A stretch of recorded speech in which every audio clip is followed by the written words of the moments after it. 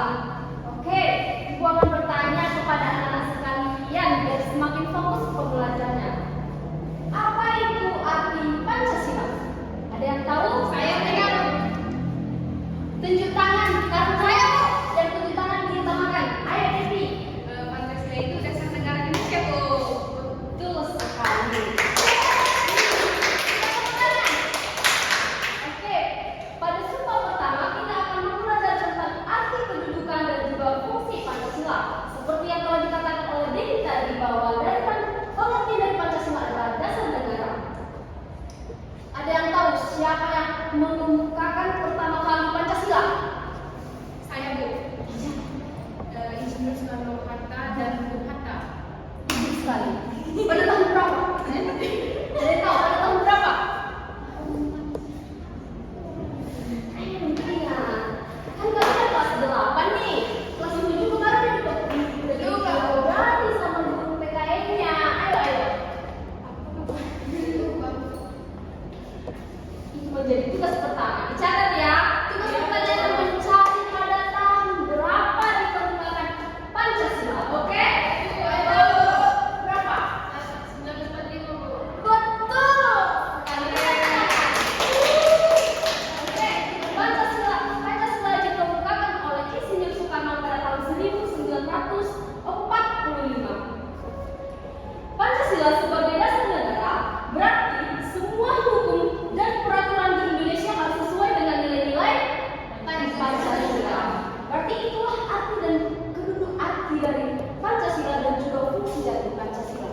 Oke, masuk kita ke sebab kedua yaitu makna Pancasila sebagai dasar negara dan pandangan hidup. Mengapa Pancasila dikatakan sebagai dasar negara? Siapa yang tahu?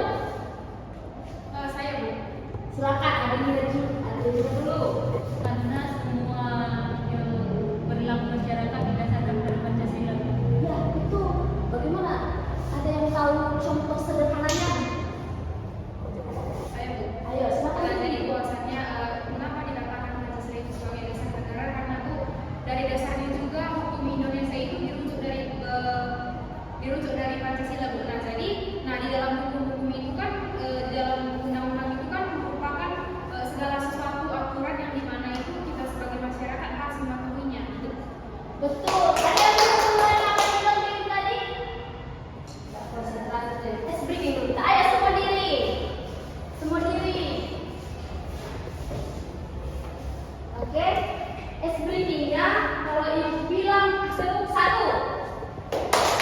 tepuk 2, tepuk 3, tepuk setengah. Gak berbunyi, tapi ya ada bunyinya. Gitu. Oke? Oke, Bu. Bisa kita mulai? Bisa, Bu. Tepuk 1, tepuk 2, tepuk 3, tepuk 2, tepuk setengah. Sekali lagi. Tepuk 1, tepuk 2, tepuk 1, tepuk 3, tepuk setengah. Mana suaranya? Tepuk setengah. Tepuk 1, tepuk 3, tepuk setengah. Ayo, tepuk tangan dulu kita.